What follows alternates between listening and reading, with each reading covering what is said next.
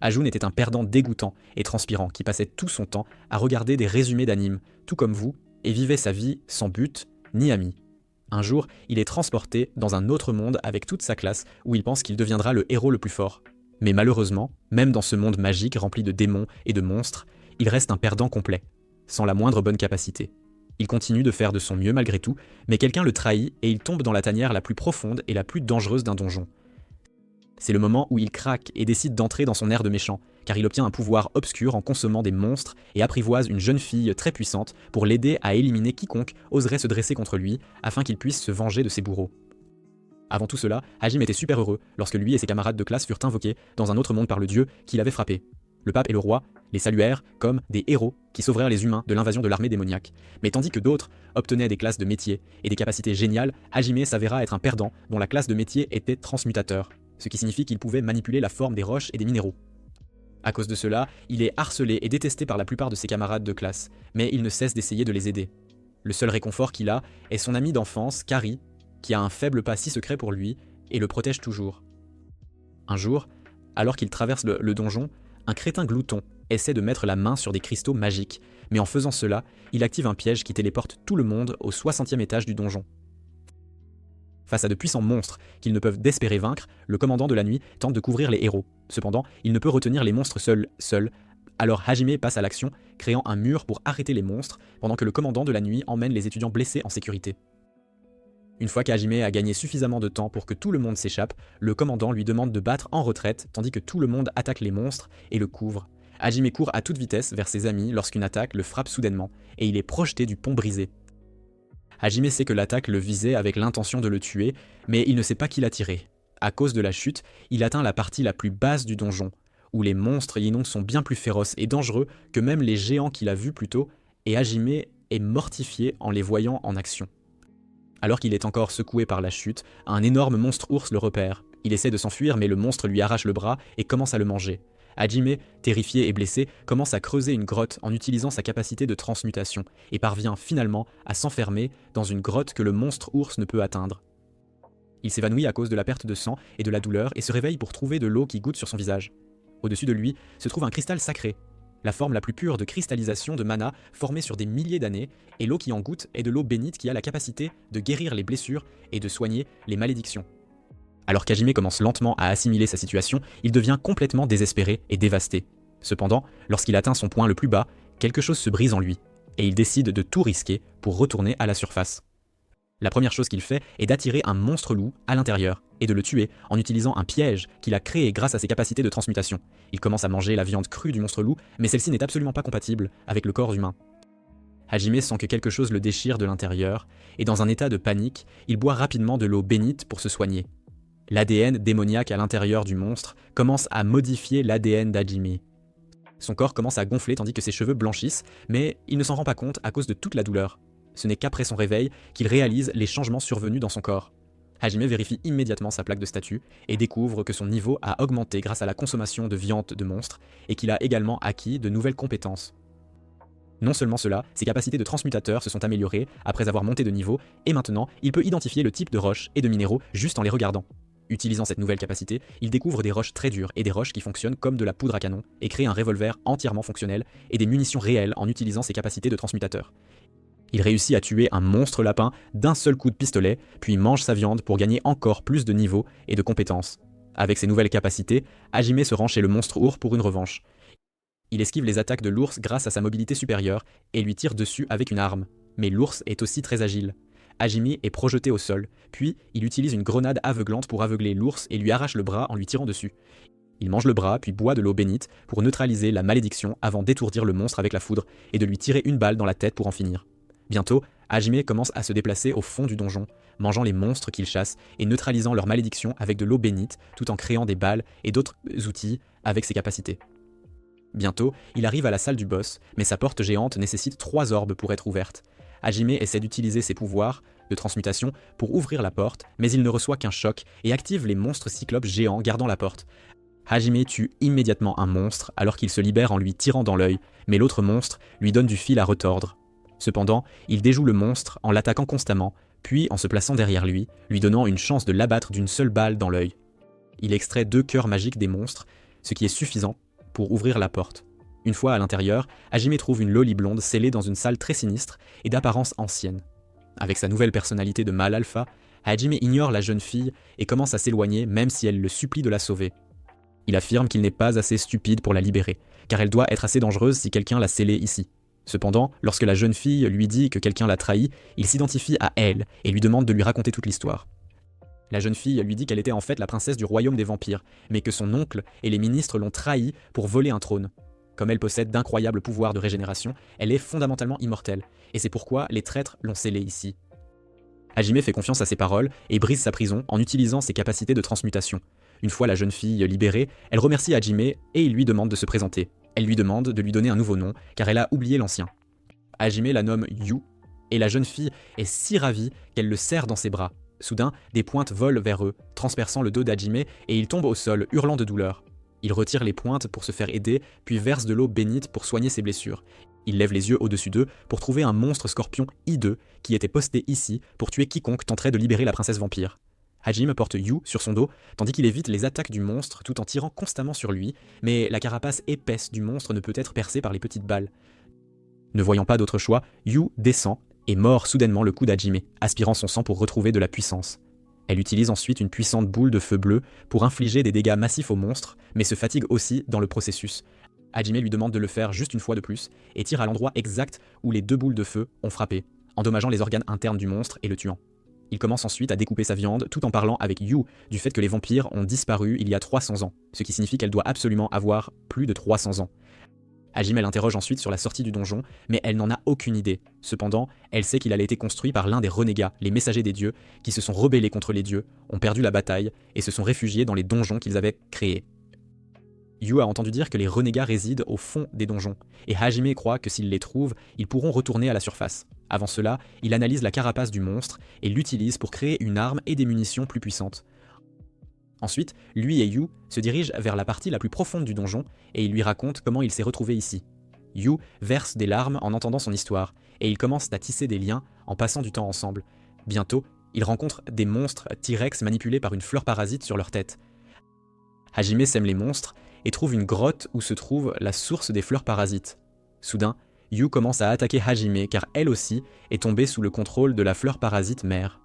Hajime se défend tant bien que mal contre toutes ses attaques sans riposter, mais quand Yu lui dit de ne pas s'inquiéter pour elle et de tirer, il ne perd pas une seule seconde et tire sur la fleur sur sa tête pour la libérer du parasite. Il tue ensuite la fleur parasite mère, mais Yu était maintenant en colère, et il lui avait vraiment tiré dessus quand elle le lui avait dit. Plus tard, il mange la viande des monstres, tandis que Yu rampe séductrice vers lui, se léchant les lèvres car elle est devenue accro à son sang. Après s'être reposés, ils descendent tous les deux, arrivant enfin à la porte du dernier boss. Ils entrent par la porte richement décorée et trouvent une magnifique salle avec de gigantesques piliers de cristal. Ils sont accueillis par une hydre à 6 têtes qui semble être un monstre boss du donjon. Les différentes têtes des monstres lancent des attaques de glace, de feu et de poison, mais Hajime et Yu parviennent à les abattre. Cependant, la tête blanche au centre possède des pouvoirs de guérison, et le reste des têtes redevient immédiatement normal. Hajime décide d'éliminer la tête blanche en premier, mais la tête jaune agit comme un bouclier et la défend.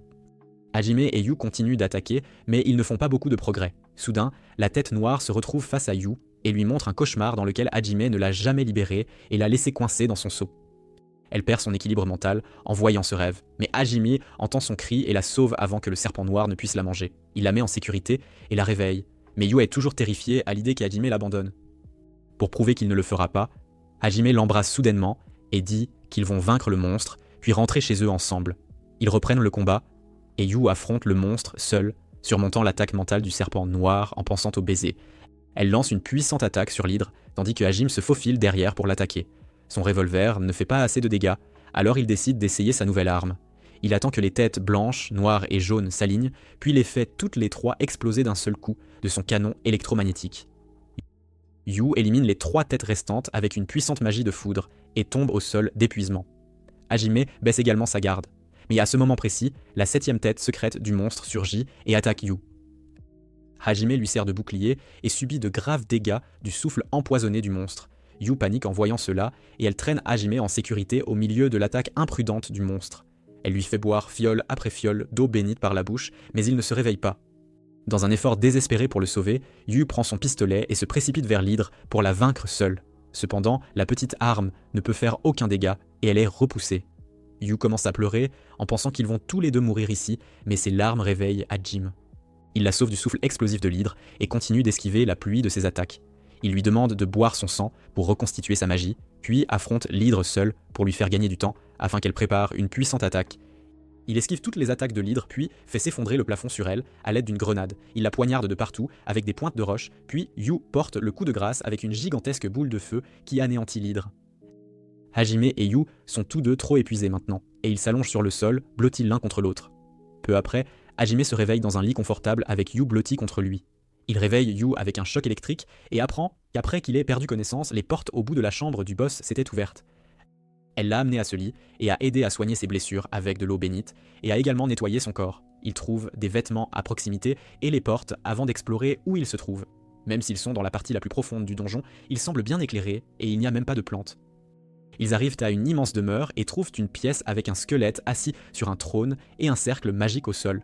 Hajime sent que cela pourrait être leur ticket de sortie, mais il ne peut pas prendre trop de risques, alors il entre seul dans le cercle magique. Le cercle magique s'active et soudain, un hologramme du renégat qui a créé le donjon émerge du squelette et délivre un message enregistré pour les braves gens qui ont surmonté le donjon.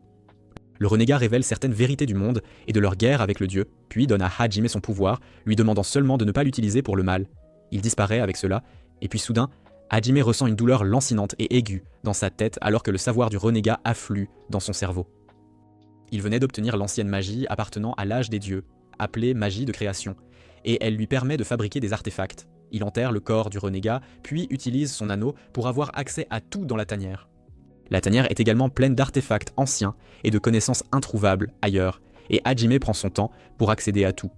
Il se crée un bras prothétique et expérimente même la création de voitures fonctionnant à la magie. Pendant ce temps, il se rapproche de Yu et ils entament une relation. Finalement, après 2 mois à rassembler tout ce qu'il peut de précieux dans la tanière, Hajime décide qu'il est temps de retourner à la surface afin qu'il puisse se diriger vers d'autres donjons et obtenir plus de types de magie ancienne. Avec cela, Hajime utilise l'anneau du renégat et se téléporte hors du donjon. Juste à l'extérieur de la sortie du donjon, une fille lapin aguicheuse fuyait un monstre T-Rex à 2 têtes et elle prie pour que quelqu'un la sauve. Soudain, Hajime et Yu sortent de la sortie et la fille lapin réalise immédiatement qu'ils peuvent l'aider. Alors qu'Hajime et Yu célèbrent leur liberté, la fille lapin court vers eux, disant qu'elle les attendait. Hajime décide de l'ignorer, mais elle s'accroche à lui, le suppliant de sauver sa tribu.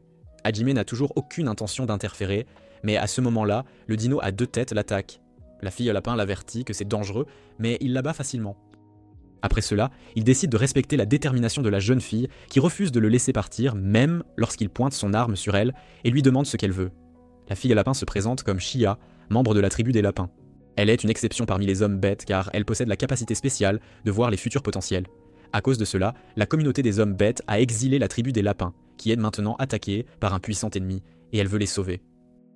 Hajime ne veut rien avoir à faire avec elle, mais grâce à sa capacité de prescience, elle a vu qu'il les aiderait. Elle propose de le guider à travers la forêt jusqu'au prochain donjon qu'il prévoit de visiter, et Yu décide d'emmener la fille lapin avec eux. Bien qu'il soit clair qu'elle n'obtient ni respect ni compassion de leur part. Hajime monte sur sa moto avec les 2 filles et se précipite pour sauver la tribu des lapins qui est attaquée par des monstres dinos volants. Hajime utilise Shia comme appât et la jette dans le ciel pour attirer les dinosaures près de lui afin de pouvoir les éliminer rapidement. Shia crie qu'il est trop brutal avec elle, mais Hajime s'en moque. Il aide son clan en les alliant à d'autres espèces d'hommes bêtes par la force ou la diplomatie, mais ensuite il commence à lui demander de leur apprendre à se défendre. Hajime essaie de leur apprendre à se battre, mais ils sont trop timides pour blesser la moindre créature vivante et se laissent distraire par chaque chose mignonne. Furieux de cela, Hajime menace de les tuer s'ils ne tuent pas de monstres. D'un autre côté, Shia continue de s'entraîner avec Yu afin de prouver sa valeur à Hajime. Utilisant sa magie d'amélioration physique, elle possède la force brute d'un monstre et parvient à laisser une égratignure sur le visage de Yu. Une fois qu'elle y parvient, Shia demande à Hajime de l'emmener avec lui dans son voyage. Il lui demande pourquoi elle veut cela, et Shia rougit en disant qu'elle l'aime. Il est un peu mal à l'aise avec ça, mais juste à ce moment-là, les membres de la tribu des lapins arrivent, et ils sont maintenant devenus des accros à la violence, sous le commandement d'Hajime. Après cela, ils conduisent Hajime à une entrée de donjon spéciale, profondément enfouie dans la forêt brumeuse, mais pour l'ouvrir, il a besoin de reliques de 3 autres donjons. Il décide de quitter la forêt dès le lendemain, et cette nuit-là, elle convainc Yu d'accepter de l'emmener, promettant qu'elle sera d'une grande aide. Le lendemain, Yu dit à Hajime qu'il devrait emmener la fille lapin avec eux, et même s'il la prévient des dangers de leur voyage, elle reste inébranlable car elle croit que si elle reste auprès d'Hajime et travaille assez dur, il pourrait lui rendre ses sentiments affectueux. Ils partent en voyage avec cela, la chance particulière de Shia les aidant à trouver un donjon caché au fond d'un canyon. Ils entrent dans le donjon, guidés par une voix espiègle du renégat qui a aménagé cet endroit. Ils découvrent que leur usage de la magie est limité dans le donjon, ils doivent donc compter sur la force brute de Shia pour éviter les divers pièges. Finalement, ils arrivent à la salle du boss, et les énormes armures alignées de chaque côté de la pièce s'activent pour les combattre. Lui et Shia se précipitent et les vainquent, et Yu les soutient en utilisant un canon à eau compressée. Ils parviennent à dépasser toutes les armures et sautent sur un cube flottant qui les emmène dans un espace étrange où ils trouvent le boss du donjon. C'est une énorme armure vivante avec la conscience du renégat qui la dirige. L'armure sait qu'Ahajime et son groupe ont déjà nettoyé un donjon, alors elle lui demande pourquoi il veut nettoyer plus de donjons et obtenir la connaissance de la magie ancienne. Hajime lui dit que le dieu de ce monde l'a invoqué de force dans ce monde et qu'il veut tout le pouvoir du monde afin de pouvoir retourner sur Terre. La renégate dit qu'elle a ses sympathies, mais qu'elle ne va pas l'aider. En réponse, Hajime ouvre immédiatement le feu sur elle avec Shia qui le soutient. Mais l'armure est incroyablement résistante et son lance-roquette ne fait qu'une légère entaille. Ensuite, la renégate les attaque en faisant pleuvoir d'énormes blocs de roche sur eux et Hajime ne peut pas tous les faire exploser. Alors, il attrape les filles et continue de sauter par-dessus les blocs. Il atteint l'arrière de l'armure vivante et lui tire un grappin, l'utilisant pour s'approcher et tirer à bout portant. Cette attaque parvient à projeter l'armure au sol, puis Yu utilise tout son pouvoir pour geler l'armure sur place. Hajime sort sa dernière arme, un bélier avec une incroyable puissance de perforation, et essaie de poignarder l'armure avec, mais sa puissance magique n'est pas suffisante. Cependant, Yu compte sur Shia pour porter le coup final, et elle enfonce la tige de fer dans l'armure pour la pousser profondément à l'intérieur et briser le noyau. L'armure de Hajime s'arrête brusquement, et Yu félicite Shi. Soudain, ils sont interrompus par la voix de la rebelle, qui utilise ses dernières forces pour parler à Hajime. Elle le prévient de puissants ennemis qu'il pourrait affronter à l'avenir, et lui annonce qu'il n'aura d'autre choix que de devenir un jour le tueur de Dieu. Elle lui souhaite bonne chance pour son périple, tandis que son âme quitte l'armure géante. La porte du repère de la rebelle s'ouvre alors, et quand Hajime et sa bande y parviennent, ils sont choqués de découvrir que la rebelle avait laissé derrière elle un clone doté de sa conscience. Ils frappent le clone avant que la rebelle ne leur transmette la magie de la gravité, mais seul Yu est compatible. Hajime secoue ensuite le clone pour exiger ses trésors, et furieux de cela, le clone tire une corde qui fait déborder le lac d'eau. Hajime et les deux filles sont emportés par le courant, projetés hors d'un lac voisin, et arrivent à l'auberge de la ville pour s'abriter. Le lendemain, ils sont convoqués par le chef de la guilde des aventuriers, qui a entendu parler de leur traversée solitaire du dangereux canyon. Il a une requête pour Hajime, qui n'est pas disposé à l'accepter, mais le chef de guilde lui demande au moins de l'écouter attentivement. Il révèle que le fils d'un comte est parti en montagne avec son groupe d'aventuriers, mais ils ont disparu, et il veut que le groupe de Hajime le ramène sain et sauf. Hajime n'est pas intéressé au début, mais accepte à condition que la guilde le soutienne chaque fois qu'il aura besoin d'aide. Sur ce, il se rend à vélo dans la petite ville au pied de la montagne, ignorant qu'un groupe de ses camarades de classe y travaille dur sous la direction de leur professeur Eiko, dont le titre de fermière la rend extrêmement précieuse pour le royaume. Après la mort de Hajime, elle a réussi à négocier avec le roi pour ne pas envoyer ceux incapables de combattre au front, et ils l'ont rejointe en ville pour rendre le royaume autosuffisant en nourriture. Tandis qu'Eiko et les étudiants des jeunes, Hajime et son groupe s'aventurent dans la même auberge. Les entendant se chamailler bruyamment, Eiko reconnaît la voix de Hajime et se précipite vers sa table. Il panique en la voyant et l'appelle « professeur », ce qui révèle qu'il est bien Hajime malgré son apparence modifiée. Eiko s'émeut en le voyant et s'accroche à lui, exigeant de savoir tout ce qui lui est arrivé. Yu lui dit de se calmer, puis tout le monde commence à manger rapidement du curry et du riz, tandis que Hajime tente d'éviter les questions de sa professeure. C'est alors que le mage raciste qui escorte Aiko et les autres arrive et commence à insulter Shi pour avoir partagé une table avec des humains alors qu'elle est une simple femme bête. Hajime lui tire immédiatement dans le bras avec une balle à blanc en guise d'avertissement et lui dit qu'il le tuera pour de bon la prochaine fois. Le reste de ses camarades le regardent à travers l'ouverture et se demandent comment le timide Hajime a tant changé, tant en apparence qu'en personnalité. Après le déjeuner, Hajime dit à Eiko et aux autres qu'il n'a pas l'intention de se mêler de leurs affaires et qu'il ne veut pas qu'ils fourrent leur nez dans les siennes. Sur ce, il s'en va, laissant Eiko frustré qu'il ne veuille pas lui parler correctement. La nuit, Hajime se faufile dans la chambre d'Eiko pour parler en privé, car il ne voulait pas que les autres entendent la vérité plus tôt. Il dit à Eiko qu'il y a longtemps, le monde était en proie à la guerre entre humains, démons et hommes bêtes, et la situation était pire qu'aujourd'hui. À cette époque, certaines personnes ont réalisé la vérité. Le dieu It incitait à la guerre comme un divertissement. Enragés, les gens ont uni leurs forces pour arrêter It et les guerres, mais ils ont échoué et ont été traqués un par un. Ils furent étiquetés comme des rebelles, et les survivants ont créé des donjons et des épreuves pour transmettre leur pouvoir, leur savoir et leur objectif à des individus dignes. Hajime dit à Eiko qu'il n'a aucunement l'intention de combattre le dieu de ce monde, et qu'il veut juste rentrer chez lui. Il respecte Eiko et sait qu'elle aussi veut ramener tout le monde dans leur monde, et il lui propose de l'emmener quand il trouvera un moyen. Hajime commence à partir, mais avant de s'en aller, il lui demande d'avertir Kaori et les autres d'un traître dans leur groupe, révélant qu'il n'est pas tombé dans le donjon par accident, mais que quelqu'un lui a tiré dessus exprès. Il quitte la pièce sur ces mots, laissant Aiko terriblement nerveuse. Le lendemain, alors que Hajime et les filles s'apprêtent à partir pour leur mission, ils trouvent Aiko et les autres qui les attendent, insistant pour les accompagner et les aider. Hajime ne peut pas discuter longtemps avec sa professeure, alors il décide d'emmener tout le monde dans la Jeep. En chemin, Aiko parle à Hajime d'un autre étudiant disparu il y a quelques jours, et elle s'inquiète pour lui. Elle s'endort soudainement sur l'épaule de Hajime, rendant Yuu et Shi jalouses. Une fois arrivé au pied de la montagne, Hajime lâche quelques-uns des drones de surveillance qu'il a créés. Il obtient les images des drones en temps réel grâce à son œil de pierre magique et va les vérifier et trouve un énorme cratère avec des signes de bataille et d'énormes empreintes de pattes. Il gravisse la montagne et trouve le fils du comte dans une grotte cachée derrière une cascade. Il le réveille et le garçon commence à geindre et à pleurer qu'il est le seul survivant et que le reste de son groupe a été tué par le dragon noir. Quoi qu'il en soit, Hajime le sauve et commence à retourner en ville quand soudain, le dragon noir les attaque.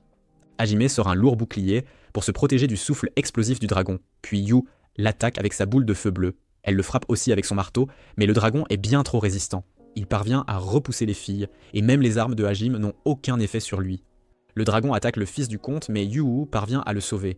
Le reste de ses camarades essaient de le soutenir, mais Hajime leur dit de se tenir derrière Yu pour ne pas le gêner. Il contre d'abord le souffle explosif du dragon avec un railgun, puis lui donne un coup de poing dans le ventre.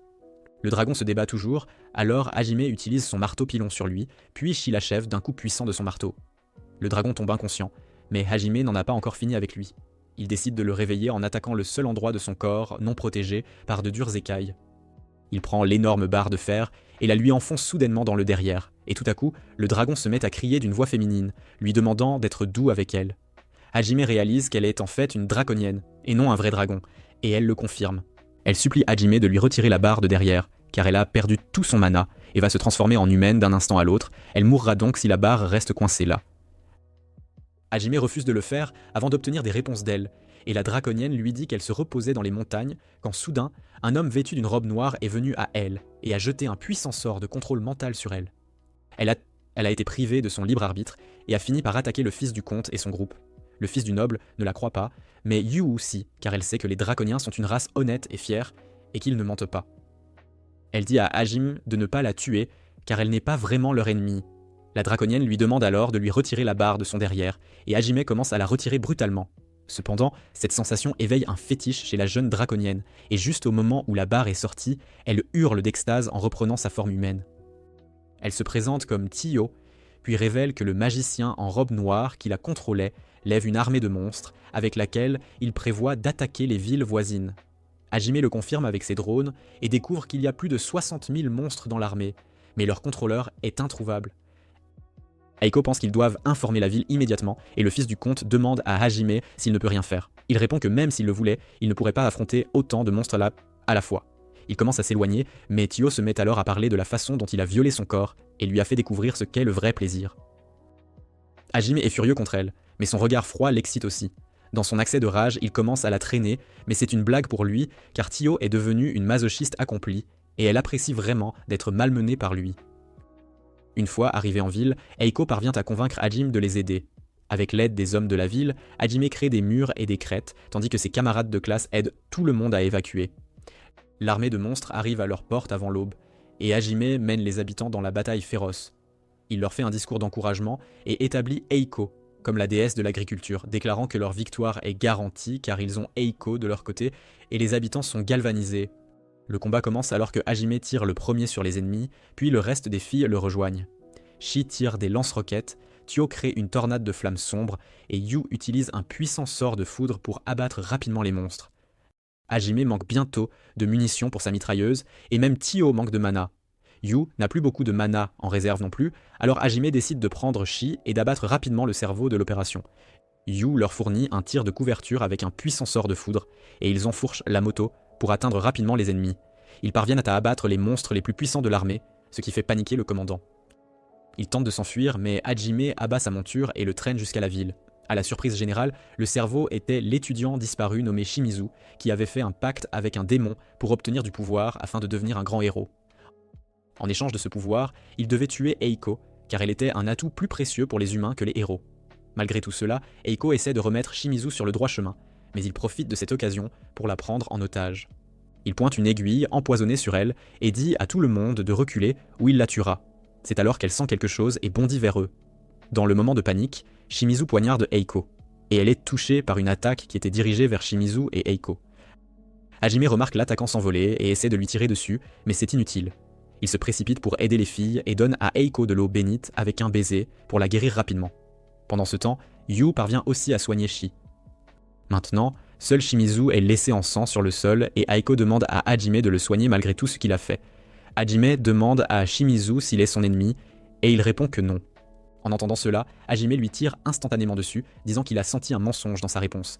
Eiko est dévastée de voir son élève mourir et Hajime lui dit qu'il n'épargnera personne qui tentera de lui faire du mal. Il s'en va sur ces mots, et sur le chemin du retour, elle et Yu comprennent que Hajime a tué Shimizu pour qu'Eiko ne se blâme pas et continue d'être la professeure idéale. Peu après, Hajime livre le fils du comte au chef de guilde et obtient des plaques de statut d'aventurier de rang or pour tout son groupe. La nuit, alors qu'il se repose dans une auberge, Hajime remarque soudain des gens qui les surveillent. Il déclare qu'il tuera quiconque est son ennemi, même si cette personne est un dieu. Ces mots rappellent Tatio son enfance, quand son père mourant lui avait dit que Dieu était leur véritable ennemi, et qu'un jour, quelqu'un se lèverait avec le pouvoir de vaincre Dieu et de mettre fin à ses mauvaises actions. Alors, quand elle a entendu parler des dieux qui invoquaient des humains d'un autre monde, Tio est parti les chercher, espérant trouver quelqu'un qui l'aiderait à réaliser son objectif de vaincre Dieu. Le lendemain matin, Hajime emmène Shi en rendez-vous galant, en récompense de son travail acharné lors de leur dernière mission. Ils arrivent à un aquarium où ils rencontrent un beau poisson parlant nommé Lee et ils s'entendent instantanément. Hajime apprend que Lee a été capturé par des humains alors qu'il s'occupait de ses affaires, alors il décide de le libérer. Lee le remercie, puis lui parle d'une pauvre fille, Sirène, qui était vendue comme esclave. En se promenant en ville lors de leur rendez-vous, Hajime sent une faible présence venant des égouts, alors il entre et trouve la fille Sirène qui s'était échappée des marchands d'esclaves. Hajime et Shi l'emmènent dans une cabane au bord de la rivière où Shi l'aide à se nettoyer, puis la nourrit. Hajime lui achète des vêtements en attendant et apprend que la fille Sirène s'appelle Miyu, qu'elle a été séparée de sa mère en mère, et que des marchands d'esclaves l'ont capturée. Comme les sirènes sont une espèce protégée d'hommes-bêtes, Hajime décide de laisser Miyu aux gardes, même si elle veut rester avec lui. Cependant, juste au moment où ils s'éloignent du poste des gardes, ils entendent une forte explosion. Ils se précipitent sur les lieux pour découvrir que les gardes ont été tués par les marchands d'esclaves, et maintenant ils exigent que Hajime leur amène Shi s'il veut que la fille sirène vive. Les choses sont devenues personnelles, et Hajime décide d'affronter les marchands d'esclaves avec toute sa force. Lui et Shi commencent à traquer les sbires des marchands d'esclaves, et ils tombent finalement sur Yu et Tio, qui prenaient tranquillement le thé. En apprenant la situation de Hajime, elles se dispersent immédiatement et commencent à tuer toutes les personnes impliquées dans la traite des esclaves, tout en recueillant des informations. Ignorant cela, le chef des marchands d'esclaves amène Miyu à une vente aux enchères, et alors qu'il est sur le point de la frapper parce qu'elle ne sourit pas, Hajime arrive et le tue d'un coup de feu. Il libère Miyu qui s'accroche immédiatement à lui. Il l'emmène dans les cieux et lui montre toutes les cachettes des marchands d'esclaves détruites d'un seul coup par la puissante magie de Yu. Hajime emmène ensuite Miyu rencontrer le reste des filles. Miyu s'émeut d'être réconfortée par Yu, puis elle remercie Hajime, l'appelant papa. Hajime essaie de lui dire qu'il n'a que 17 ans, mais Miyu s'en fiche car elle n'a pas de père, et maintenant Hajime doit remplir ce rôle. Cela motive toutes les filles de Hajime, et maintenant elles veulent aussi avoir ses enfants. Peu après, Hajime et son groupe arrivent à la ville Donjon, où il a commencé son voyage dans le donjon, et cela lui rappelle de terribles souvenirs. Il se rend à la guilde des aventuriers et donne au chef de guilde de cette ville une lettre de recommandation du chef de guilde de la ville précédente. C'est alors qu'un des camarades de classe de Hajime entre en courant dans le bureau du maître de guilde, demandant de l'aide. Il crie qu'il y a un démon dans le donjon et que tout le monde est en danger. Hajime le reconnaît, et en entendant sa voix, le garçon le reconnaît aussi. Il s'émerveille de tout ce qu'il a changé, puis pense que s'il a survécu au fond du donjon, il peut sauver leurs camarades qui se battent contre un démon en ce moment. Il explique comment leur équipe a atteint le 90e étage du donjon, où ils ont rencontré une fille démon rousse incroyablement forte. Elle a dit à son chef, Koki, de venir à ses côtés, mais il a refusé et l'a attaquée. Cependant, elle avait tous les monstres de l'étage sous son contrôle, et elle pouvait non seulement dissimuler complètement leur présence, mais aussi les soigner instantanément de tout dommage reçu. Ne voyant pas d'autre issue, le chef de classe a envoyé l'assassin à la surface pour qu'il puisse remonter. L'assassin a couru aussi vite qu'il a pu et a atteint le commandant des chevaliers, Mel Dati, qui gardait le point de téléportation au 70e étage. Le commandant l'a protégé des monstres qui le poursuivaient et lui a dit de se précipiter à la surface et d'appeler des renforts, ce qui a conduit l'assassin à la guilde des aventuriers. Il supplie Hajime de sauver leurs amis, mais celui-ci lui dit clairement qu'il ne considère plus personne comme son ami. Ce ne sont que des étrangers qui partagent la même patrie que lui.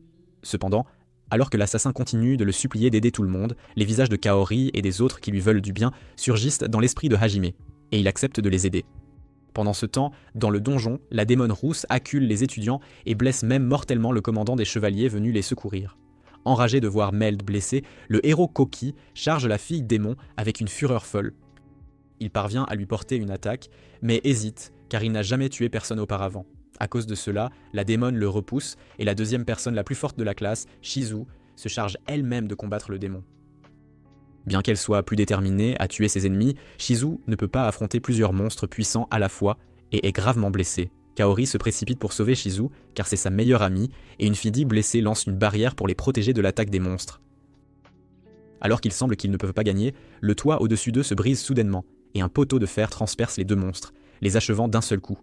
Hajime fait son entrée à travers la fumée et les décombres, et Kaori le reconnaît immédiatement, sans aucun indice. Shizu est perplexe face à ce rebondissement soudain, mais Hajime lui dit qu'il expliquera tout plus tard. C'est alors que Yu tombe du ciel, et Hajime la retient, et elle utilise sa magie pour s'assurer que tous les autres atterrissent en toute sécurité. Ils sont encerclés par des monstres de chaque côté, alors Hajime demande aux filles de protéger ses camarades et les chevaliers pendant qu'ils s'occupent du démon et des monstres. Il demande à la fille démon de reculer tout de suite, car il ne veut pas se faire de nouveaux ennemis, mais elle n'a pas l'intention de le faire. Elle essaie d'attaquer Hajime en dissimulant ses monstres avec de la magie, mais il peut facilement les détecter avec son sens du niveau de monstre, et les abat rapidement tous. La démone essaie de faire attaquer son monstre ultime, la tortue cracheuse de feu, mais Hajime utilise son bouclier lourd et dévie son attaque vers la démone, tuant l'oiseau sur son épaule qui soignait tout le monde. D'autre part, les camarades de classe de Hajime n'arrivent pas à croire que c'est le même gars qu'ils connaissaient et le traître appelé Daisuke qui lui a tiré dessus ce jour-là, panique, disant qu'il doit y avoir une sorte d'erreur. Soudain, des monstres les attaquent, mais le harem de Hajime s'en occupe rapidement. La fille démon envoie un monstre vers Kaori et Shizu, mais Hajime donne à Shizu une épée spéciale qui le transperce facilement. La démone est choquée, mais elle utilise un sort de magie de haut niveau sur Hajime pour gagner du temps pour s'échapper, mais il lui bloque le chemin avec une lance car sa magie n'a pas fonctionné sur lui.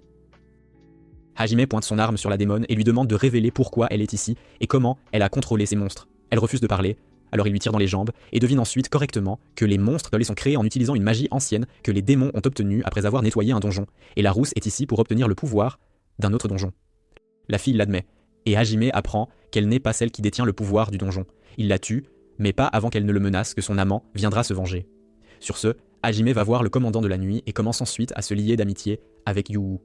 C'est alors que ses camarades de classe viennent à lui, et Kaori se met à pleurer en serrant Hajime dans ses bras. Il est nerveux quant à la façon de réagir, car elle et Yu semblent terriblement jalouses. Quoi qu'il en soit, ils retournent à la surface et Koki commence à s'en prendre à Hajime pour avoir tué la fille démon alors qu'elle ne pouvait même pas se défendre. Hajime dit simplement au héros Koki de prendre ses idéaux inutiles et de se les mettre où je pense, car il ne montrera aucune pitié à quiconque tentera de l'attaquer. Il quitte le donjon sur ces mots, et tout le monde pense que Hajime a beaucoup changé, mais Kaori croit qu'il est toujours la personne qu'elle aime. Elle rassemble son courage et lui avoue son amour, déclarant qu'elle l'accompagnera dans son voyage, qu'il le veuille ou non. Hajime lui dit qu'il aime une autre femme, mais Kaori n'est pas découragée par cela. Elle veut toujours rester à ses côtés pour lui faire comprendre ses sentiments, mais il y a quelque chose pour lequel elle exige une explication immédiate. Elle secoue Hajime en lui demandant pourquoi Miu l'appelle papa, et qui est sa mère. Shizuku réussit à la retenir. Et après s'être calmée, Kaori déclare qu'elle aime Hajime plus que tout au monde, et Miu prend cela comme un défi.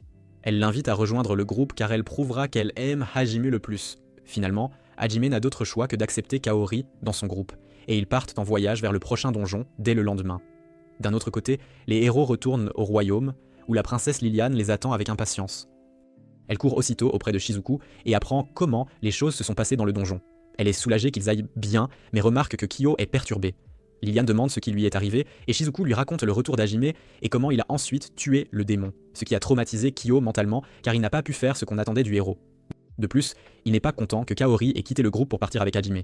Liliane remarque qu'elle est vraiment heureuse d'apprendre qu'Hajime a survécu, et elle veut le rencontrer aussi, mais Shizuku lui dit qu'il a complètement changé et qu'elle pourrait ne pas le reconnaître.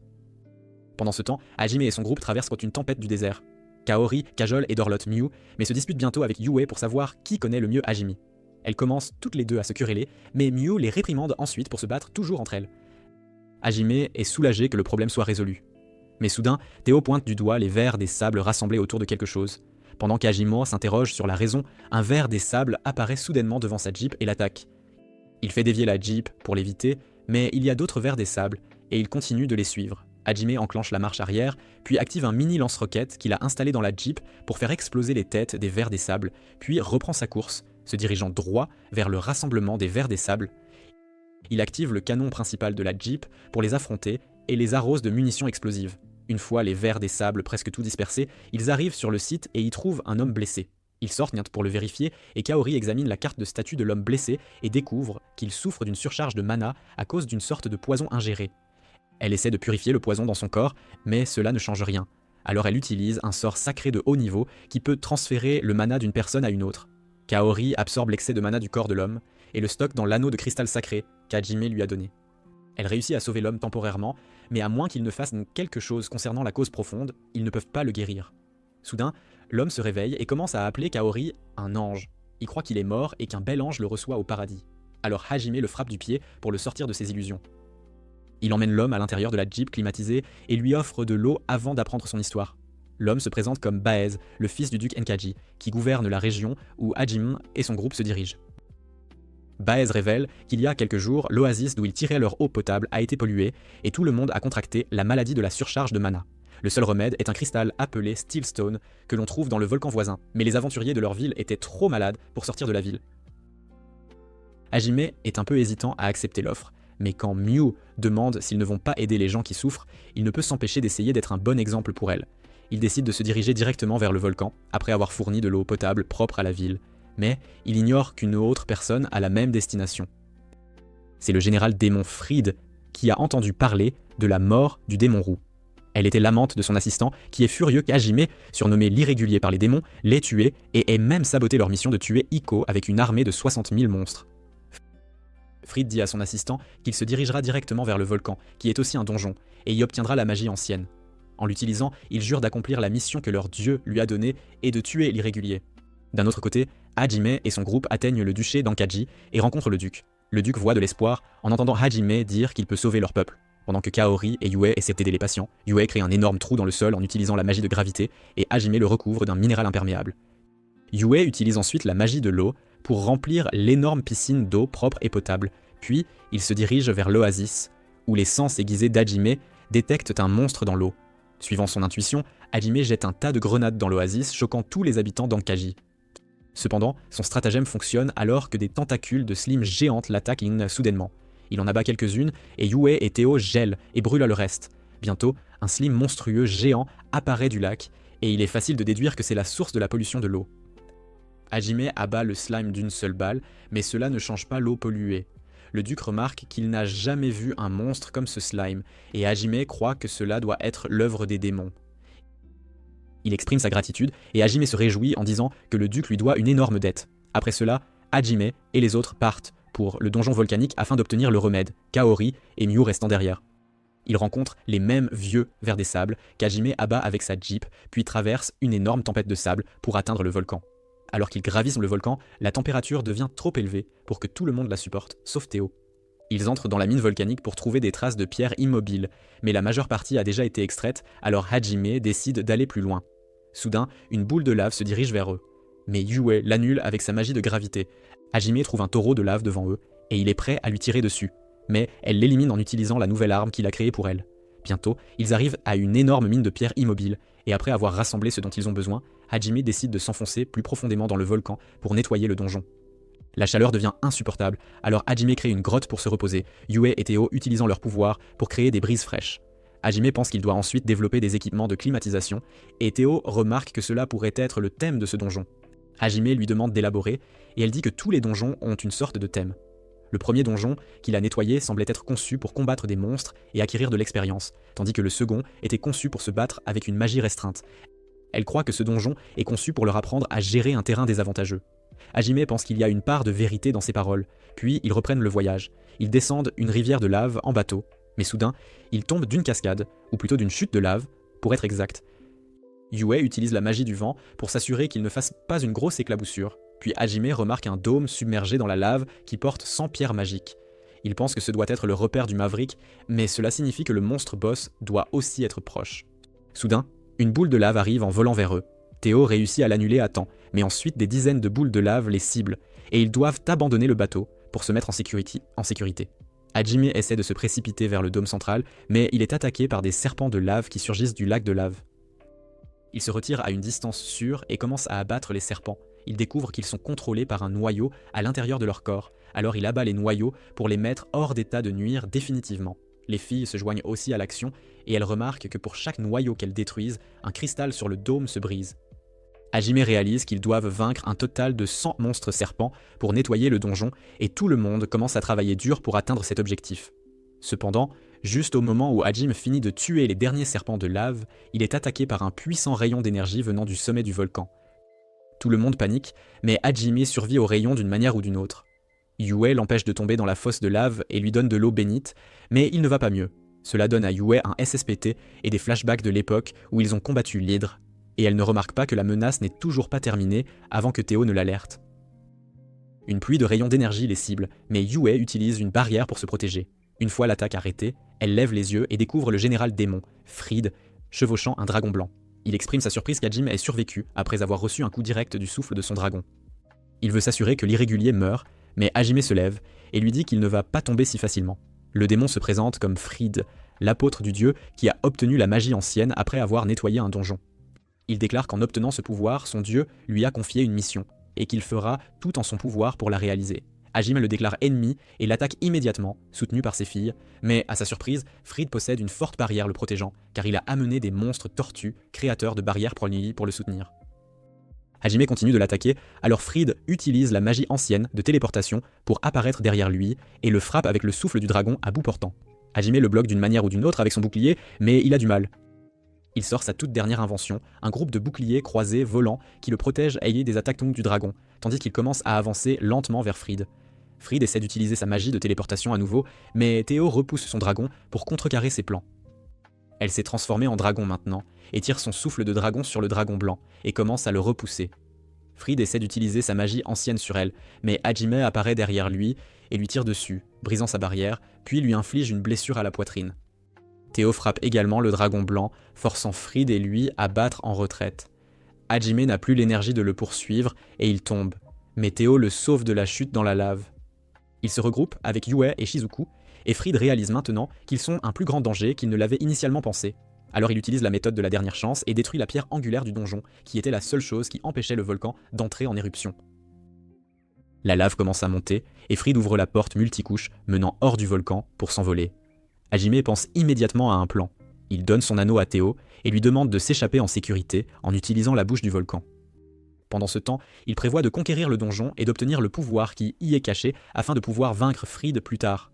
Théo prend son anneau et vole vers les portes qui se referment, tout en bravant l'attaque des forces ennemies. Être une perverse masochiste lui permet de convertir la douleur de l'attaque en un gain de puissance, et elle continue de voler en avant, malgré les dégâts. Fried essaie de l'attaquer, mais les boucliers volants créés par Hajime s'activent automatiquement pour la défendre, lui permettant de s'échapper en toute sécurité. Fried prévoit de la suivre, mais les boucliers volants l'entourent et s'autodétruisent, provoquant une énorme explosion. Théo, blessé, atteint d'une manière ou d'une autre les portes de la ville et Kaori accourt pour prendre de ses nouvelles. Mais quand elle remarque qu'Hajime et les autres ne sont pas avec elle, elle commence à avoir une crise de panique. Cependant, lorsque Théo est emmené à l'intérieur, elle révèle toute l'histoire à Kaori et lui demande de faire confiance à Hajime car il avait définitivement un plan pour sortir vivant du volcan. Kaori suggère qu'en attendant, il devrait donc se diriger vers la ville natale de Miyu pour la réunir avec sa mère, et Hajime les y trouvera. D'un autre côté, Hajime et les autres se traînent d'une manière ou d'une autre jusqu'au repère du Maverick à l'intérieur du dôme, et découvrent que la magie de téléportation que Fried a utilisée est toujours disponible pour qu'ils la prennent, et ils obtiennent également un artefact qui sert de preuve de leur conquête. Les filles sont à bout de nerfs quant à la façon de survivre à la lave montante maintenant, mais Hajime a un plan. Il ouvre les portes du repère, et elles flottent dans une barrière que Yue a créée. Hajime invoque ensuite un sous-marin robuste qu'il a développé pour explorer le donjon souterrain ensuite, et il pense qu'il supporterait la lave juste assez longtemps pour sortir du volcan. Heureusement, le sous-marin réussit à rester intact même dans la piscine de lave, mais Hajime en perd le contrôle. Finalement, il s'échappe de la lave alors qu'une ouverture sous-marine du volcan éclate, les laissant échouer en mer. Quelques jours passent alors qu'ils errent sans but, car Hajime ne peut pas réparer le sous-marin sans son anneau. Ils commencent à manger du poisson pour passer le temps quand soudain, un groupe de pêcheurs en colère surgit sur eux, les prenant pour des chasseurs d'esclaves. Hajime s'étouffe avec son poisson, il ne peut donc rien expliquer à temps, et l'homme poisson commence à attaquer Shizuku. Hajime les frappe dans la mer avec un poisson, puis soudain, il entend la voix de Miyu alors qu'elle tombe du ciel, avec Teo et Kaori à ses côtés. Hajime saute pour l'attraper, et Miyu le serre fort dans ses bras alors qu'ils atterrissent. Kaori et Teo ont aussi leur chance d'embrasser Hajime et de lui dire à quel point il leur a manqué avant qu'ils ne puissent commencer leur voyage. Ils atteignent la ville de Merfolk, où Miyu attrape la main d'Hajime alors qu'elle commence à le tirer vers sa maison pour rencontrer sa mère. Sa mère, Rémi, prévoyait d'aller chercher sa fille malgré sa jambe blessée, mais dès qu'elle voit Miyu, elle commence à pleurer des larmes de soulagement. Miyu remarque sa jambe blessée et appelle immédiatement son papa pour qu'il la soigne. Apparemment, Rémi est la femme fatale de la ville des hommes poissons, et tous les garçons et filles veulent être le beau papa de Miyu. Hajime dit à Miyu de ne s'inquiéter de rien, alors qu'il soulève Rémi dans ses bras et l'emmène chez elle. Kaori vérifie à nouveau sa blessure et dit qu'elle peut la soigner en quelques jours. Rémi la remercie, ainsi qu'Hajime, puis demande où il a rencontré sa fille et pourquoi elle l'appelle papa. Hajime lui raconte toute l'histoire et Rémi lui est extrêmement reconnaissante. Elle invite tout le monde à vivre à la maison pendant le temps qu'ils vont rester ici, mais Hajime dit qu'il prévoit de loger dans une auberge près du port. Cependant, Rémi le fait chanter émotionnellement, disant qu'il va partir bientôt, alors il devrait agir comme le père de Miyu tout le temps qu'il est ici. Elle est plus que disposée à l'accepter comme son mari et à élever Miyu ensemble. Mais Hajime sait mieux que d'accepter cette offre, car toutes ses filles lui lancent des regards assassins. Hajime et son groupe quittent la ville de Merfolk après une semaine et se dirigent vers un donjon situé au fond de la mer. Il ne connaît pas précisément l'emplacement du donjon, mais en voyant la pleine lune la nuit, il a soudain une idée. Il utilise le médaillon qu'il a obtenu du donjon volcanique qui absorbe l'énergie du clair de lune et devient une balise pointant vers le donjon englouti. Il emmène le sous-marin à l'emplacement de la lumière et le fond marin s'ouvre devant lui.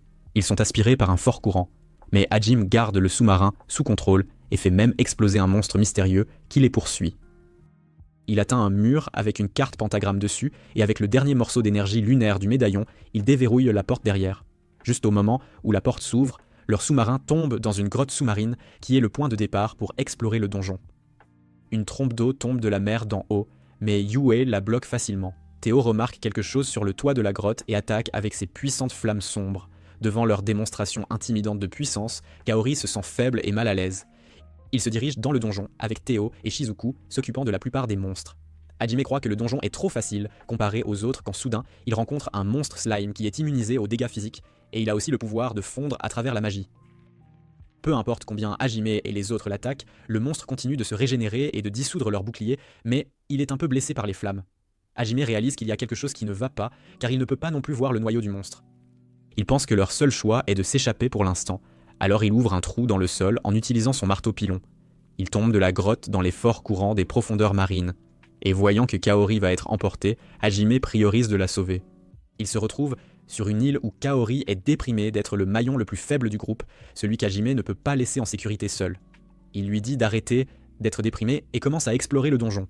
Ils arrivent à un cimetière de navires de guerre où ils commencent à entendre des voix de bataille, puis soudain tout le paysage change. Ils ont l'impression de faire partie d'une ancienne guerre navale.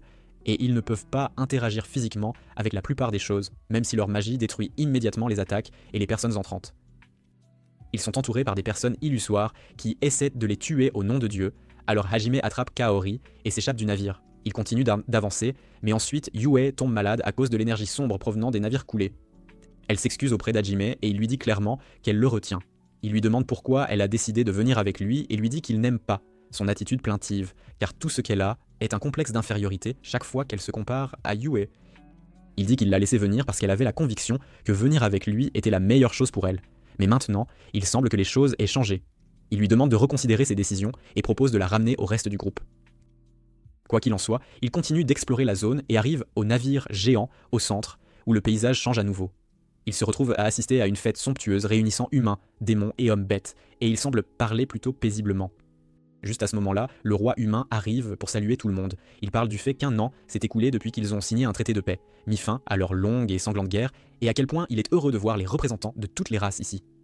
Cependant, ce n'était qu'une farce, et le roi avait rassemblé tout le monde ici afin de pouvoir les massacrer tous en même temps sous le commandement du dieu Haït.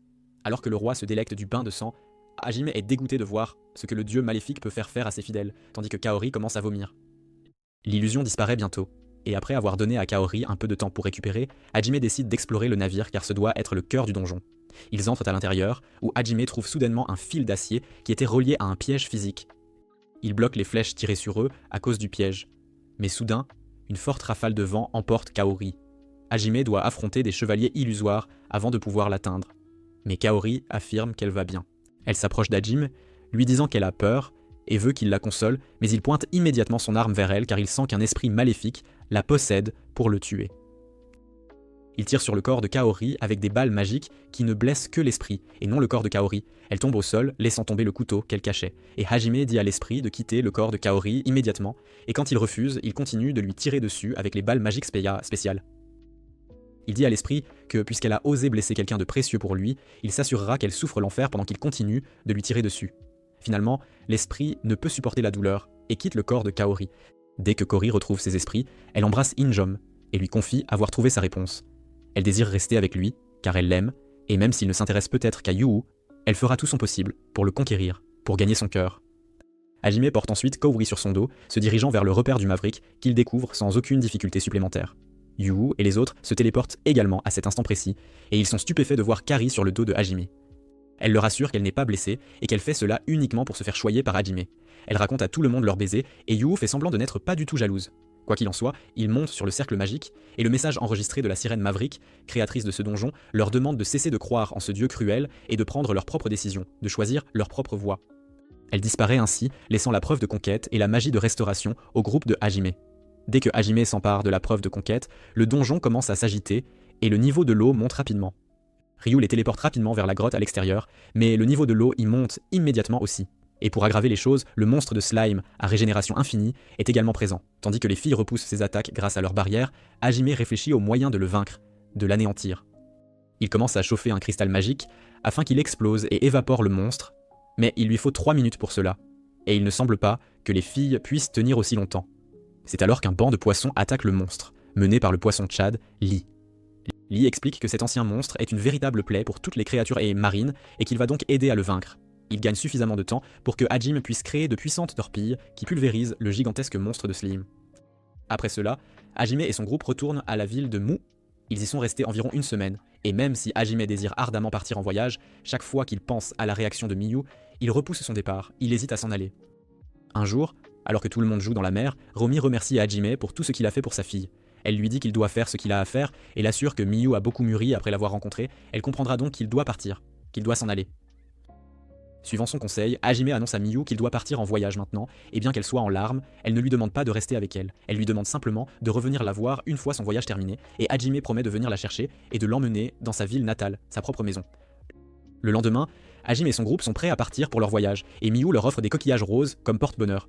De retour dans la capitale royale, la princesse Lily trouve son père et ses gardes se comportant étrangement, comme s'ils étaient sous l'emprise d'un sortilège, d'une magie noire.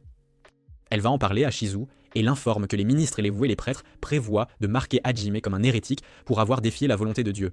Non loin d'eux, le traître Dai exprime sa frustration parce que Hajime lui a enlevé Kaori, sa bien-aimée. Soudain, le cerveau qui l'a poussé à attaquer Hajime la première fois arrive et propose un marché. Le cerveau est l'une de ses camarades de classe et elle dit à Dai qu'elle l'aidera à récupérer Kaori, mais seulement s'il l'aide avec son prochain plan, son projet secret. Bientôt, Eiko arrive au palais pour empêcher le roi et l'église de marquer Hajime comme hérétique, mais elle échoue. Alors qu'elle retourne à sa chambre, déçue, elle rencontre une nonne qui lui demande de l'accompagner à la montagne divine, un lieu sacré. Elle tente d'hypnotiser Eiko, mais ses pouvoirs ne fonctionnent pas sur elle. Alors la nonne l'assomme d'un coup de poing dans le ventre pour l'emmener en toute sécurité, mais la princesse Lily voit tout. D'autre part, Shizu et les étudiants de l'équipe d'Eiko sont inquiets car elle a soudainement disparu, sans laisser de traces. Le commandant des chevaliers, Meld, lui dit qu'on lui a rapporté qu'Eiko est allé à la montagne divine pour négocier directement avec le pape afin de plaider la cause de Hajime. Cependant, Eiko est dans une cellule de prison, et la nonne qui l'a enlevée déclare que son maître, le dieu Eit, ne s'intéresse pas à elle pour le moment, car son élève Hajime est bien plus intéressant, bien plus captivant. Pendant ce temps, dans la capitale, la princesse Lily court à travers la ville déguisée pour chercher de l'aide après avoir été témoin de l'enlèvement d'Eiko par la nonne. Elle a essayé de parler à son père. Le cerveau de la classe de Hajime a pris le contrôle de la majeure partie de l'ordre des chevaliers, et seul le commandant Meld et quelques-uns de ses soldats loyaux sont encore lucides. D'autres au palais. Meld ordonne à son adjoint de trouver la cause du changement soudain de comportement des chevaliers, car il croit que des démons doivent être derrière tout cela, derrière cette sombre machination. Après cela, il écrit 2 lettres dans son bureau, l'une d'elles adressée à Hajime au cas où les choses tourneraient mal dans la capitale. C'est alors que Dai lui rend visite, disant qu'il veut parler de quelque chose en privé, en toute discrétion. Meld le laisse entrer sans aucune suspicion, mais Dai ne dit rien et attend que l'adjoint de Meld frappe à la porte. Meld ouvre la porte et son adjoint l'attaque immédiatement car il est lui aussi tombé sous l'emprise du sort de lavage de cerveau de cette terrible magie. Il ne peut pas blesser le commandant des chevaliers, alors il décide d'attaquer Dai qui tremble dans un coin. Meld essaie de protéger Dai et lui dit de s'enfuir, mais Dai se révèle être un traître lui aussi, et il poignarde le commandant des chevaliers dans le dos, sans pitié. Meld panique en réalisant que Dai était un ennemi depuis le début, et il repousse tout le monde avec une puissante magie du vent. Il essaie d'abord d'achever Dai, mais 2 soldats arrivent à cet instant précis pour le protéger, pour le défendre. Affronter Dai, le commandant adjoint et les 2 soldats à la fois, est difficile pour Meld, blessé, mais il réussit tout de même à les mettre tous à terre. À ce moment, il réalise enfin que Dai n'est pas sous l'emprise d'un lavage de cerveau comme les autres, qui se relèvent immédiatement après avoir été assommés car ils ne ressentent aucune douleur dans cet état, dans cette condition étrange. N'ayant pas d'autre option, Meld saute par la fenêtre pour sauver sa vie et tente ensuite de repousser tout le monde dans son bureau avec de la magie, quand il ressent soudain une présence très forte qu'il ne peut ignorer. Il lève les yeux pour trouver une femme ailée qui se plaint que le roi et les héros de l'autre monde sont tous incompétents, et qu'elle va donc prendre les choses en main, elle-même, sans aide. Meld réalise instantanément que même si la femme ressemble à un ange du dieu Ehit, elle est une ennemie, et il se prépare à affronter sa mort de ses mains. D'autre part, Hajime et son groupe voyagent vers leur prochaine destination lorsqu'ils voient une caravane attaquée par des bandits, des brigands sans scrupules. Bien que les bandits soient plus nombreux que les gardes, une puissante barrière protège la caravane. Kujin pense qu'il doit y avoir quelqu'un de plutôt spécial pour créer cette barrière car la maintenir sera difficile. Kaori a une intuition et elle demande à Kujin d'aider la caravane, de leur porter secours. Il fonce immédiatement vers le groupe, abattant les bandits avec le canon principal de la Jeep. Kaori sort pour soigner les blessés, et soudain, la princesse Lily, qui avait créé la barrière, vient à elle. Elle est soulagée de voir Kaori ici, mais est choquée en voyant l'apparence changée de Hajime, son nouvel aspect. Hajime ne la reconnaît pas du tout, et la princesse se met à pleurer. Il lui demande ce qu'une princesse fait si loin de la capitale, et Lily devient soudainement sérieuse en les informant qu'Aiko a été kidnappée, qu'elle a été enlevée. Une fois dans la Jeep, Lily explique en détail comment son père est devenu chaque jour plus radical dans son soutien à l'église, et en même temps, les soldats sont devenus léthargiques et perdus dans leur propre monde, dans leurs propres pensées. Bientôt, l'église a marqué Hajime comme hérétique, et Lily a essayé de convaincre son père d'intervenir, mais il a refusé. Eiko est également venue négocier, mais elle a été kidnappée par une mystérieuse nonne, une femme énigmatique. Lily dit qu'elle voulait de l'aide, et les premières personnes auxquelles elle a pensé alors étaient Hajime et Kaori. Alors elle s'est faufilée hors de la capitale, puis s'est dirigée vers le duché qu'ils avaient aidé plus tôt pour trouver leur emplacement. Mais heureusement, elle les a trouvés en chemin, sur sa route. Après avoir tout entendu, Hajime décide de sauver son professeur, et il jure que si quelqu'un se met en travers de son chemin, il le tuera. Il ignore que pendant qu'il se dirige vers les montagnes divines, l'armée des démons est déjà en mouvement, déjà en marche. Pendant ce temps, Eiko est déprimée dans sa cellule de prison, mais la pensée de Hajime la réconforte un peu. C'est alors que Hajime apparaît devant sa fenêtre, et Eiko panique. Il lui dit de se calmer alors qu'il ouvre un trou dans le mur et lui dit qu'il est là pour la secourir, pour la libérer. Eiko a du mal à y croire et Hajime explique que la princesse lui a parlé de sa captivité ici. Au moment où il s'apprête à la faire sortir, il sent une puissante magie s'activer au loin et réalise que l'armée des démons a lancé une attaque surprise sur le royaume, une offensive inattendue. Il veut qu'Eiko rejoigne Kaori, Shizu et les autres pour leur parler de la situation. Cependant, une lumière aveuglante commence à se diriger vers la cellule de prison. Et Hajime en sort juste à temps pour voir toute la tour de l'église se désintégrer, se réduire en poussière. L'ange qui était derrière tout apparaît devant Hajime, se présentant comme Nwant, une apôtre du dieu, qui a reçu l'ordre de se débarrasser de l'irrégulier. Hajime lui lance juste un sourire en coin qui signifie qu'il est prêt pour le défi, prêt à l'affronter. Pendant ce temps, dans la capitale, Yu et les autres se précipitent pour alerter Shizu de la situation, quand soudain, la barrière protégeant la capitale se brise. Tout le monde est perplexe, mais Tio, qui est de garde, contacte tout le monde via les dispositifs de communication et leur dit qu'une immense armée de démons attaque la ville, la cité entière. Le général démon Fried les mène personnellement, et Yu décide de se diriger droit vers lui, afin de pouvoir se venger de lui une dernière fois. Shizu la rejoint également, et Kaori et Lily sont laissés seuls pour alerter le reste de leurs camarades de classe, les autres étudiants. Yu et Shisu rejoignent Tio quand soudain, Tio reçoit un appel de Hajime qui veut qu'elle se dépêche de le rejoindre et d'emmener Eiko en sécurité. Elle s'envole et quelques secondes plus tard, Shizu alerte Yu d'une attaque imminente, d'une offensive soudaine. Ils sautent de la tour juste au moment où un portail s'ouvre au-dessus d'eux et un puissant souffle de dragon détruit la tour. Fried et son armée de dragons émergent du portail et ils décident d'achever les alliés de Hajime avant de se diriger vers lui, de l'affronter. Il ordonne à son dragon de les attaquer, mais Yu a également maîtrisé la magie spatiale maintenant. Alors elle crée un portail et redirige l'attaque vers les troupes de Fried, les anéantissant. Le Fried, enragé, déclare qu'il va affronter Yu seul et demande à son assistant de s'occuper de Shizu, de la combattre. Shizu se dirige immédiatement pour combattre le démon blond. mais elle constate qu'il ne lui sera pas facile de se battre avec des distractions. Yu crée un portail pour qu'elle puisse aller dans un endroit calme pour son combat, et là elle découvre que le démon blond a une quantité incroyable de haine pour elle et Hajime, une haine profonde. Il révèle qu'il est l'amant de la démone rousse qu'ils ont tuée dans le donjon ce jour-là. Il commence à raconter à quel point sa petite amie était vraiment gentille et attentionnée, mais elle ne s'en soucie pas du tout. Elle dit au démon que sa fille est celle qu'il a attaquée en premier, même si Hajime lui a donné une chance de s'enfuir, et puisqu'elle a choisi de mourir, il ne peut pas se plaindre, il n'a aucun droit de le faire. Le démon se met en colère et ordonne à ses troupes de l'attaquer, mais elle les bloque tous facilement, puis utilise une énorme boule de démolition connectée à son marteau pour abattre les démons. Les attaques du démon blond parviennent à la toucher et commencent à pétrifier son corps, à le transformer en pierre. Heureusement, Shizu utilise le pouvoir de restauration qu'ils ont obtenu du donjon sous-marin pour retrouver son état normal. Le démon blond est irrité et lance son attaque la plus puissante sur elle, mais elle n'a aucun mal à les esquiver grâce à ses 4 capacités secondaires, ses pouvoirs spéciaux. Elle parvient à vaincre tous les démons et ensuite projette aussi le blondie au sol, l'achevant pour de bon. D'autre part, Yu affronte Fried et absorbe toutes ses attaques avec sa magie de gravité.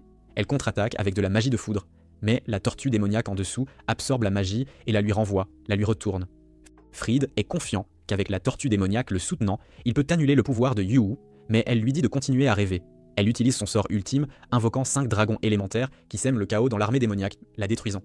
Poussé à bout par cela, Fried utilise sa magie ultime qui crée une explosion nucléaire au-dessus de la capitale, et Yu parvient d'une manière ou d'une autre à ne pas être prise dedans grâce à sa magie de téléportation. Cependant, juste au moment où elle relâche un peu sa garde, le dragon blanc de Fried la poignarde avec sa corne, la blessant gravement.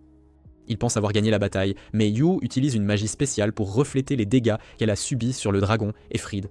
Gravement blessé, Fried réalise qu'il ne peut pas gagner, et utilisant les dragons comme leur, il s'enfuit, il prend la fuite. D'autre part, Hajime affronte Noint, qui l'attaque en convertissant ses plumes en flèches. Il ne peut qu'esquiver la rafale de la pluie de flèches, car tenir Eiko limite ses mouvements. Noint charge directement vers lui, bloquant toutes ses balles avec ses larges épées, ses lames acérées. Elle essaie de poignarder Hajime, qui évite de justesse la lame. Il contre-attaque immédiatement en envoyant ses boucliers croisés en avant qui tirent rien sur Noint, mais elle les bloque aussi. Hajime est frustré de ne pas pouvoir percer ses défenses, mais Noin le félicite, disant qu'il est trop fort pour être le pion de son maître, un simple jouet.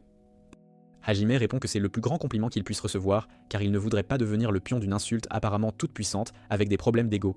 Irrité par ces mots, Noint utilise une puissante magie de feu contre lui, mais Hajime survit grâce à la fonction de barrière de ses boucliers croisés, de ses protections. Soudain, il entend une prière au loin qui commence à affaiblir ses pouvoirs, et Hajime réalise que cela doit être l'œuvre du quartier général de l'église directement en dessous d'eux. Hajime propose une trêve et demande à Noin s'il ne serait pas mieux pour elle d'aider les humains contre les démons, de les soutenir. Elle répond que Dieu acceptera quel que soit le résultat de la bataille. Il demande à Noin que, puisqu'il n'est pas intéressé à être l'ennemi de Dieu, il devrait le renvoyer sur Terre, mais elle refuse, citant que le dieu Eit veut qu'il meure d'une mort pitoyable à mi-chemin de son objectif, car cela lui serait très divertissant, très amusant. Elle attaque soudainement Hajime avec une magie de désintégration, et même sa barrière n'est pas assez forte pour l'endurer. Cependant, Tio arrive à cet instant précis et frappe Noant avec un puissant souffle de feu, l'envoyant s'écraser dans l'église derrière, la projetant au loin. Hajime était content de la voir, et il lui a demandé d'emmener Eiko en sécurité afin qu'il puisse se battre librement. Tio s'envole avec Eiko, lui disant qu'ils doivent se dépêcher afin qu'elle puisse la déposer en toute sécurité et ensuite aller aider Hajime, son ami. Eiko répond qu'elle veut aussi aider. Même si elle n'a aucune compétence de combat et aucune expérience, son mana est égal à celui du héros, et elle prévoit de soutenir Tio avec cela. Eiko crée un cercle magique sur sa main avec son sang, et respectant sa décision, Tio décide de l'emmener avec elle, de l'accompagner. Pendant ce temps, Hajime esquive la magie de feu de Noint avant de l'attaquer avec son fusil Gatling. Elle esquive facilement ses attaques et lui envoie ensuite quelques plumes. Hajime repousse toutes les plumes et la tire ensuite avec son railgun, mais la barrière de Noint dévie tous ses tirs, toutes ses balles. Cependant, Hajime réussit à s'approcher d'elle pour un tir à haute puissance de perforation, mais cette fois, Noint se téléporte simplement au moment où il tire. Hajime envoie ses boucliers croisés après elle, mais elle esquive leurs attaques et les détruit facilement, sans effort. Hajime essaie de la tirer à nouveau, mais elle disparaît et apparaît derrière lui. Elle tranche son railgun, le faisant exploser, mais Hajime sort alors ses pistolets alors qu'il utilise sa compétence pour augmenter temporairement sa puissance, sa force de frappe. Il continue de combattre Noint, dont le pouvoir ne semble jamais s'épuiser quoi qu'elle fasse, et Hajime est poussé à bout alors qu'il est blessé et épuisé. Noint l'attaque à nouveau, mais Hajime voit alors que ses épées commencent à se fissurer, à se briser. Il pense que c'est sa chance et fait détonner le bouclier croisé autour d'eux. Il subit quelques dégâts de l'explosion, mais parvient à toucher Noint. Cependant, ce n'était que pour créer un certain écart entre eux. Hajime lui lance 2 disques, et Noint les dévie facilement sur le côté, qualifiant cela d'attaque très faible, d'une offensive sans grande puissance. Cependant, Hajime sort 2 autres disques, qui sont connectés aux 2 précédents par magie de téléportation. Il tire à travers les portails, et Noint a à peine le temps de se défendre de l'attaque soudaine, de cette offensive inattendue. Soudain, ses lames se brisent, et alors qu'elle essaie encore de comprendre, Hajime la lie en utilisant un autre de ses outils. Pour en finir, il sort le marteau-pilon et attaque Noint avec. Elle essaie de le bloquer avec ses plumes, mais la puissance du marteau-pilon est trop grande, et il lui perce un trou, la faisant perdre la vie et tomber dans la profonde vallée en contrebas, dans l'abîme. Hajime est satisfait, mais à cet instant, il entend une explosion au loin. Il s'y précipite pour découvrir que Tio et Eiko ont détruit l'église qui soutenait Noint. Hajime est surpris de voir qu'Eiko est restée pour aider, et Tio explique comment elle a utilisé ses compétences agricoles pour créer un gaz naturel inflammable qui a fait exploser toute l'église d'un seul coup, en un instant. Ne réalisant pas que toutes les personnes dans l'église sont également mortes à cause de l'explosion, Eiko est horrifiée car elle n'était pas prête à être une meurtrière. Hajime la console, et alors qu'ils s'apprêtent à retourner à la capitale, ils voient le fantôme d'un prêtre devant eux qui leur fait signe de le suivre, de l'accompagner. Hajime réalise que cet endroit était aussi un donjon, alors il décide de suivre le prêtre pour obtenir une autre magie ancienne. Le prêtre les mène à un cercle magique qui les téléporte au repère du Maverick, où ils apprennent immédiatement la magie de manipulation des esprits, un pouvoir unique. Hajime s'avance pour prendre l'anneau du donjon, et lit que les conditions pour terminer ce donjon étaient de terminer 2 autres donjons, de n'avoir aucune foi en Dieu, et de vaincre l'un des serviteurs de Dieu. Hajime prend l'anneau, et avec cela, il est prêt à retourner à la capitale, à la ville principale. Pendant ce temps, dans la capitale, lorsque la barrière autour de la capitale s'est brisée, Shizu a eu un mauvais pressentiment, alors elle s'est immédiatement préparée et a rassemblé les filles pour agir. Elles ont rejoint Cookie et les garçons aussi. Et une fois qu'ils se sont rassemblés, l'une des servantes du palais est venue à eux et les a informés de l'invasion démoniaque, de l'attaque des démons. Cookie voulait combattre les démons pour gagner du temps pour l'évacuation des citoyens, mais une fille nommée Eri a suggéré que puisqu'il y a trop de démons et de monstres, ils devraient d'abord se regrouper avec Meld et les chevaliers. Tout le monde est d'accord avec son idée, et ils vont voir le vice-commandant qui leur dit que Meld les rejoindra dans un instant, très bientôt. Il mène les héros à travers l'escadron de chevaliers, et Shizu ainsi qu'une autre fille sentent que quelque chose est étrange. Le vice-commandant s'adresse à tout le monde et sort une boule magique pour donner un signal de départ. Mais Shizu réalise que quelque chose ne va pas, et protège ses yeux juste avant que le vice-commandant n'active la boule magique, aveuglant tout le monde, tous les présents. Pendant la durée où la lumière aveugle tout le monde, les chevaliers poignardent tout le monde, et seule Shizu reste debout. Elle ne peut pas comprendre ce qui se passe quand soudain, la servante d'avant vient en courant vers elle et demande de l'aide, un secours immédiat. Shizu essaie de la réconforter, mais se fait poignarder dans le dos par la servante, qui était sous l'emprise d'un lavage de cerveau tout ce temps. La servante plaque Shizu au sol et lui menotte les mains, juste au moment où le cerveau apparaît, et ce n'est autre qu'Eri, la traîtresse. Shizu est choquée de voir qu'elle était derrière tout. Eri enlève ses lunettes alors qu'elle commence à rire comme une maniaque. Les héros sont désarmés et maîtrisés, puis Eri marche vers Cookie. Elle lui met un collier autour du cou, puis l'embrasse soudainement, disant qu'il lui appartient enfin maintenant, pour toujours. Eri dit à Shizu qu'elle a toujours aimé Cookie et le voulait pour elle seule. Même si elle lui avait proposé et était entrée dans une relation normalement, il aurait quand même laissé le reste des perdants de leur classe le surcharger parce qu'il est trop gentil, trop bon, trop généreux. C'est pourquoi elle a tout fait pour que Cal appartienne à Wulmaer. Quant au chevalier et à la servante au comportement étrange, Eri révèle qu'ils sont déjà morts et sous son emprise, car elle est une nécromancienne. La meilleure amie d'Eri refuse de croire qu'elle puisse être si cruelle, alors Eri décide de lui prouver qu'elle ne plaisante pas. Elle ordonne à un chevalier de tuer l'un de leurs camarades, puis utilise ses pouvoirs de nécromancie pour en faire sa marionnette. Eri révèle pouvoir lancer un sort spécial qui permet à sa marionnette de conserver une partie de sa personnalité, mais sur une seule personne à la fois. Elle se préparait donc pour ce jour depuis des mois. Elle confie à Shizu qu'elle la hait, elle et Kari, car elles étaient plus proches de Cal que les autres filles. C'est pourquoi elle compte tuer Shizu pour en faire une marionnette qu'elle utilisera pour éliminer Kari.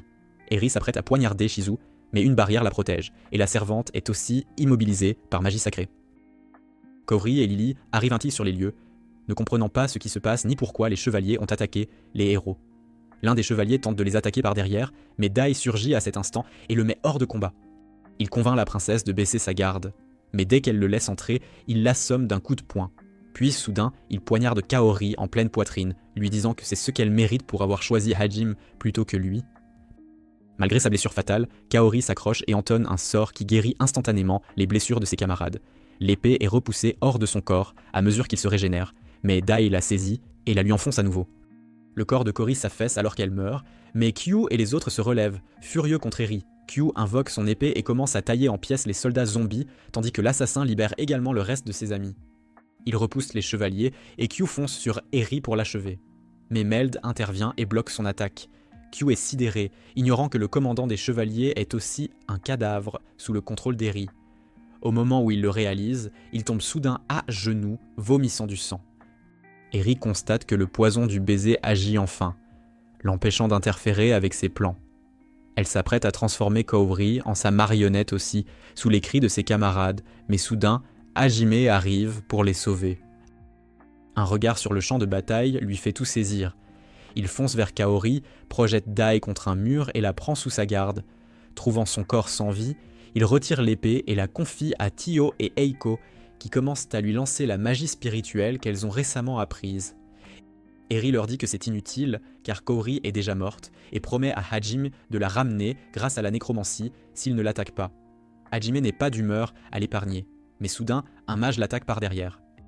Eri pense l'avoir eu, mais Hajime bloque l'attaque avec une barrière. Il abat le chevalier, alors Eri envoie Guillaume Melt pour l'arrêter.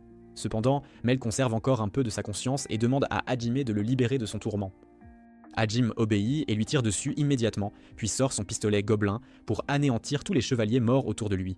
Eri se recroqueville au sol pour se protéger et Hajime pointe son arme sur sa tête pour en finir rapidement.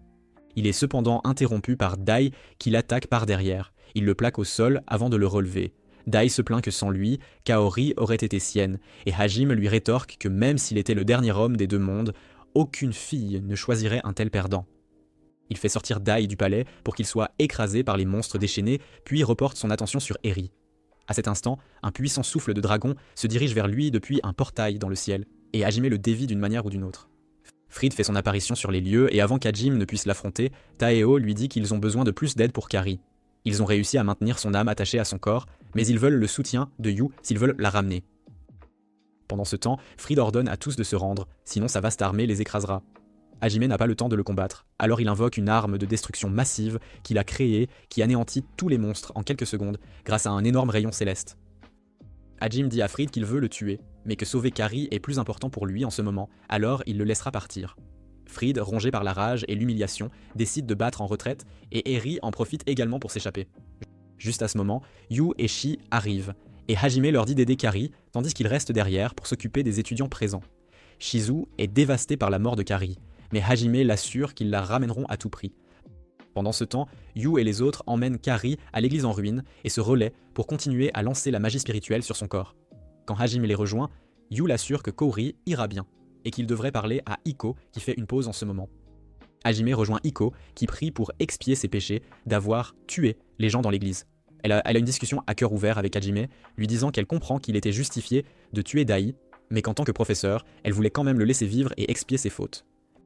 Elle se sent également coupable de ses actions, et Hajime lui dit qu'il a une requête égoïste à lui faire. Il veut qu'Aiko continue de se sentir coupable et qu'elle apprenne de cette culpabilité pour prendre de meilleures décisions, car c'est ce que font les humains.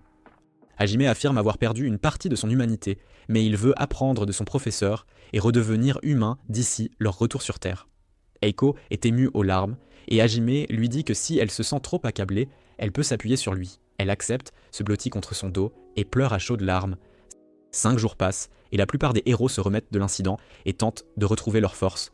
Lily monte sur le trône après la mort de son père durant l'incident également, et elle vient parler à Kyu pour savoir comment les choses se passent de son côté. Il s'inquiète pour Shizu, qui attend toujours le retour d'Hajime avec Yu. Au moment où il dit cela, Hajime et son groupe tombent du ciel, et Shizu se précipite vers lui. Elle remarque que Kaori n'est pas avec lui et s'enquiert d'elle. Hajime lui dit qu'elle arrivera d'un moment à l'autre, mais qu'elle est un peu différente de la dernière fois, et que ce n'est pas sa faute. Le voyant si nerveux, Shizu commence à devenir agressive, et à cet instant, Kaori tombe du ciel, mais son âme est maintenant dans le corps de Noan. Elle crie à Hajime de la rattraper, mais il s'écarte et la laisse s'écraser au sol. Voyant ce visage inconnu, Kyu tire son épée, mais Shizu lui dit d'arrêter, car elle reconnaît sa meilleure amie. Kaori se relève et affirme qu'elle est toujours en vie, même si elle a dû changer de corps un instant. Shizu la serre immédiatement dans ses bras et fond en larmes. Après s'être calmée, elle demande des explications, et Hajime et Kaori lui racontent la magie ancienne qu'ils ont découverte dans les donjons. Grâce à la magie de manipulation d'âme, Hajime a placé l'âme de Kaori dans le corps réparé de l'ange Mointe. Kaori dit que son corps original est également complètement intact, mais qu'elle voulait être dans ce corps car il est plus fort, et elle compte l'utiliser pour aider Hajime. Yu dit à tout le monde que le corps original de Kaori est également stocké en toute sécurité, et qu'elle peut y retourner quand elle le souhaite. Après cela, il révèle que le dieu de ce monde est un sadique cruel et que tout le monde ne fait que jouer le jeu qu'il leur impose. Kyu est furieux en entendant cela et demande à Hajime pourquoi il ne l'aura pas dit avant, et Hajime se contente de souligner qu'il ne l'aurait de toute façon pas cru. Kyu pense que Hajime va maintenant s'allier à eux pour combattre le dieu, mais il n'a aucune intention de le faire. Il dit au Kuro Wanabe que son pouvoir n'est pas de sauver le monde et lui demande de devenir plus fort s'il veut le sauver, même s'il n'a pas la volonté de le faire. Cette interaction avec Cal affecte l'humeur d'Hajime toute la journée, et il est toujours de mauvaise humeur au dîner. Shizu et le reste des camarades les rejoignent également, et lorsqu'ils apprennent qu'Hajime prévoit d'aller au donjon, dans la forêt où il a rencontré Shi, Lily demande à se joindre à lui, car cet endroit se trouve dans l'empire voisin, et elle y a des affaires. Hajime accepte à contre-cœur. Kyu déclare alors qu'il le suivra, ne pouvant laisser Lily aux mains d'un homme qui ne veut pas sauver le monde. Il débite les habituelles platitudes sur le salut du monde, gâchant l'humeur d'Hajime. Pour couronner le tout, il demande à Hajime de les laisser le suivre au donjon afin qu'ils puissent aussi obtenir la magie ancienne qui les aidera à sauver ce monde. Hajime ne veut pas de bagages supplémentaires et dit qu'il leur donnera juste l'emplacement des donjons. Cependant, Eiko sait que les autres étudiants ne sont pas assez forts pour survivre seuls. Shizune et les autres demandent à Hajime de les accompagner à travers un donjon pour qu'ils se renforcent. Pressé de toutes parts, il accepte leur requête. Le lendemain matin, tout le monde est rassemblé aux portes de la ville, et les camarades d'Hajime sont vraiment impatients de nettoyer le donjon. Un groupe d'étudiants dirigé par Eiko va rester en arrière, et il souhaite bonne chance à tous. Sur ce, Hajime et son groupe se dirigent vers une nouvelle aventure.